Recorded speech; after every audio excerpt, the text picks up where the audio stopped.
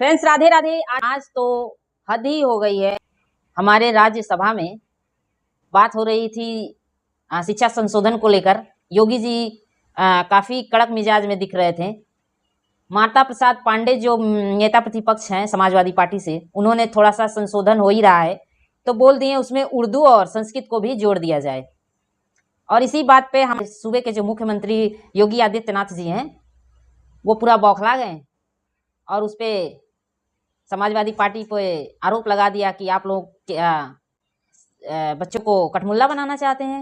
और देखिए उनका मिजाज कैसे कड़क बना हुआ है। इस वीडियो में सुनने के बाद आपको लास्ट में बताती हूँ, सुनिए ध्यान से इस वीडियो। चरित्र ही इतना दोहरा हो चुका है, इतना दोहरा हो चुका है कि अपने बच्चों को भेजेंगे इंग्लिश पब्लिक स्कूल में और दूसरों के बच्चों को बोलेंगे कि एक गांव के उस विद्यालय में पढ़े जहां संसाधन भी नहीं है।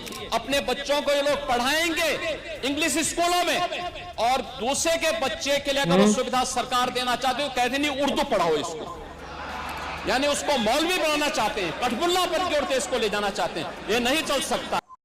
जो माता प्रसाद पांडे हैं विपक्ष में बैठते हैं, जो समाजवादी पार्टी के प्रतिपक्ष नेता माता प्रसाद पांडे हैं, उन्होंने क्या जवाब दिया है सुनिए इस वीडियो में। क्या मुंशी प्रेमचंद जो आपके नॉर्मल स्कूल में अध्यापक थे गोरखपुर के, उसमें बैठ के उर्दू में उपन्यास लिखे तो कठमुल्ला थे? क्या यूनिवर्सिटियों में जो उर्दू विभाग खोला गया है उसके पढ़ने वाले लड़के कठमुल्ला हैं? क्या अरबी फारसी विश्वविद्यालय बना है उसके लोग पढ़ने वाले कठमुल्ला हैं?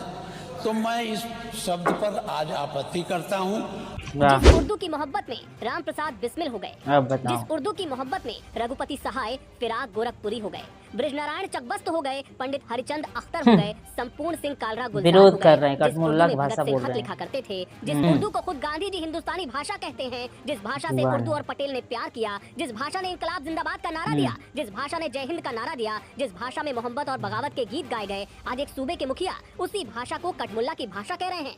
उन्हें कोई बताए कि उर्दू कठमुल्ला की नहीं बल्कि आनंद नारायण मुल्ला की जुबान है। मुल्ला बना दिया है इसे भी महाजे जंग, एक सुलह की पयाम थी उर्दू ज़बां कभी, आनंद नारायण मुल्ला। तो देखा आप लोगों ने, कुछ इस तरह से इमरान प्रतापगढ़ी ने अपने निशाने पे लिया योगी आदित्यनाथ जी को। और सुनिए अखिलेश यादव जी ने कैसे प्रेस कॉन्फ्रेंस करके इस पर अपनी नाराजगी जताई है, सुनिए।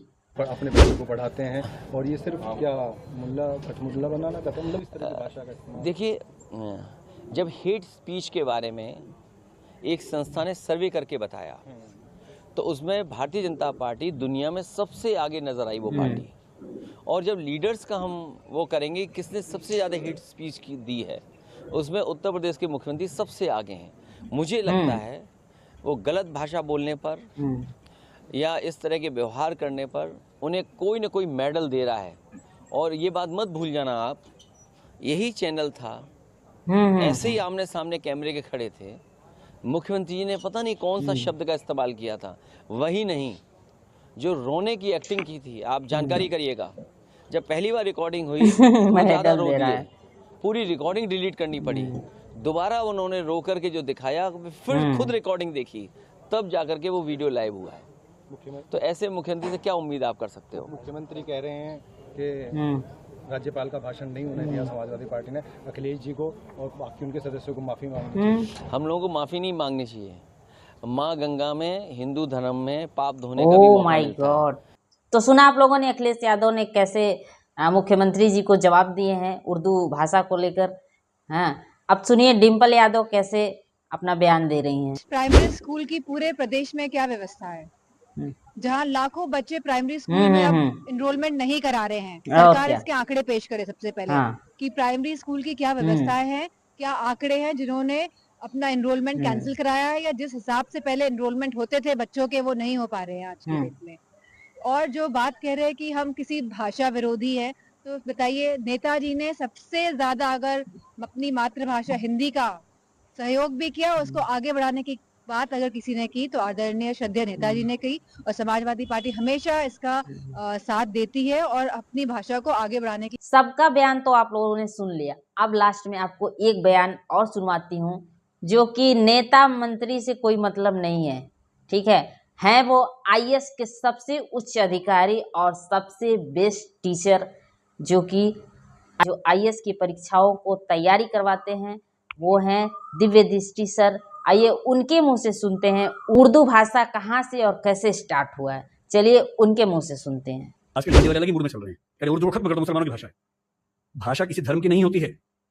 तमिलनाडु का मुसलमान तमिल बोलता है, केरल का मुसलमान मलयालम बोलता है, और किसी भी समाज का व्यक्ति होगा, उसका धर्म कुछ भी हो, उसकी भाषा वही होगी जो उसके भौगोलिक क्षेत्र की भाषा है। उर्दू हिंदी समाज की भाषा है, मेरठ के इलाके में पैदा हुई है, हमारी गोद में पली है भाषा, हिंदी की गोद में बनी है। उसका व्याकरण पूरा का पूरा खड़ी बोली हिंदी का व्याकरण है। पाकिस्तान ने उर्दू को आयात किया है, क्योंकि पाकिस्तान की जमीन पर उर्दू पैदा नहीं हुई, उर्दू मेरठ के आसपास पैदा हुई, पाकिस्तान ने इंपोर्ट किया उस भाषा को। अपनी भाषा को हम इस तौर से बोलते ही खत्म कर देंगे। पहली बात तो ऐसा बोलना नहीं चाहिए, दूसरी बात कर भी नहीं पाएंगे, किसी के चाहने से भाषाएं खत्म नहीं होती।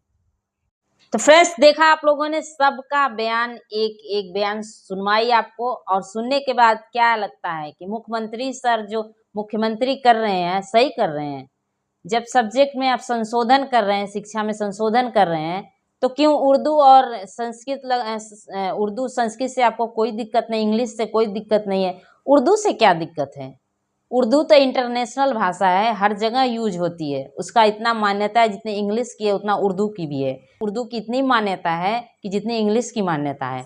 और कह रहे हैं कि उर्दू से इतने चिढ़ जा रहे हैं, इसका मतलब साफ साफ दिख रहा है मुख्यमंत्री जी मुसलमानों से चिढ़ते हैं, तभी तो उनके।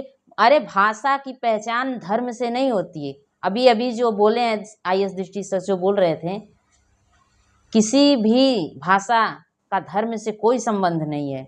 भाषा अलग चीज़ है, धर्म अलग चीज़ है। उर्दू का मुसलमानों से क्या संबंध है? उनको भाई अच्छा लगता है, वो पढ़ते हैं, पढ़ाते हैं। और अभी तो साफ साफ बताए हैं ना दिव्य दृष्टि सर जो बताए हैं अभी, कि हिंदी के ही गोद में पली बड़ी हुई है उर्दू। हाँ, हम लोग जो बोलते हैं ना, सबसे ज़्यादा इसमें उर्दू का प्रयोग होता है। 100 में सिर्फ 30% ही हम लोग हिंदी बोलते हैं, बाकी 70% उर्दू बोलते हैं। जितना आप चाहे जितना मर्जी कर लीजिए, हिंदी बोलने की कोशिश कर लीजिए, जिसमें उर्दू आएगा ही आएगा, चाहे जिस प्रकार से आए। तो सबसे ज़्यादा तो हम लोग उर्दू ही बोलते हैं। अरे उर्दू अलग कहाँ है? उर्दू से हिंदी, हिंदी से उर्दू बना हुआ है, संस्कृत से बना है उर्दू, तो कैसे उर्दू अलग हो जाएगा? आप इतने कैसे अलग कर सकते हैं? इसीलिए कहा जाता है देश में नेताओं पढ़ा लिखा बहुत ज़रूरी है, पढ़ा लिखा नेताओं का। जब तक देश में पढ़े लिखे नेता नहीं आएंगे तब तक देश का कुछ होने वाला नहीं है। इस देश में ऐसे ही बस विरोध होगा, विरोध होगा, विरोध होता रहेगा। साफ साफ इनके बातों से लग रहा है कि मुसलमानों से चिढ़ते हैं। अगर इतना ही चिढ़ है तो आप लोगों का पावर है, हटा कर दिखा दो। कुछ नहीं कर सकते हैं आप किसी का। संविधान में लिखा गया, जो बाबा अम्बेडकर साहब लिख कर गए हैं ना, तुम लोगों का बस का नहीं है कि तुम लोग कुछ कर सको, उखाड़ सको।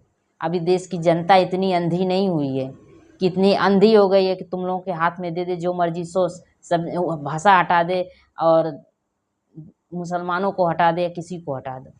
किसी का बस की बात नहीं। अगर इनके बस की बात होती तो वो भी कर लेते हैं, वो छोड़ते नहीं है। इनकी मंशा बिल्कुल भी साफ नहीं दिख रही है।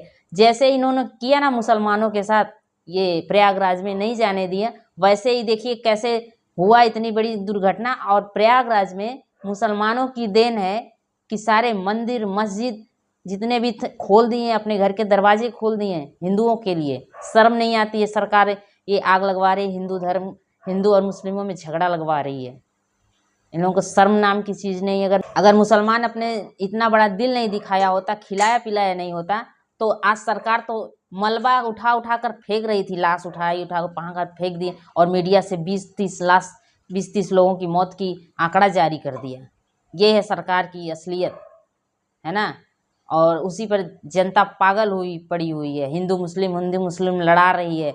और अब भाषा का विरोध कर रहे हैं सब लोग। अब इस सब्जेक्ट से निकाल दो, उर्दू हटा दो, संस्कृत हटा दो, इंग्लिश ला दो। अच्छी बात है, इंग्लिश पढ़ाइए। कब नहीं इंग्लिश था?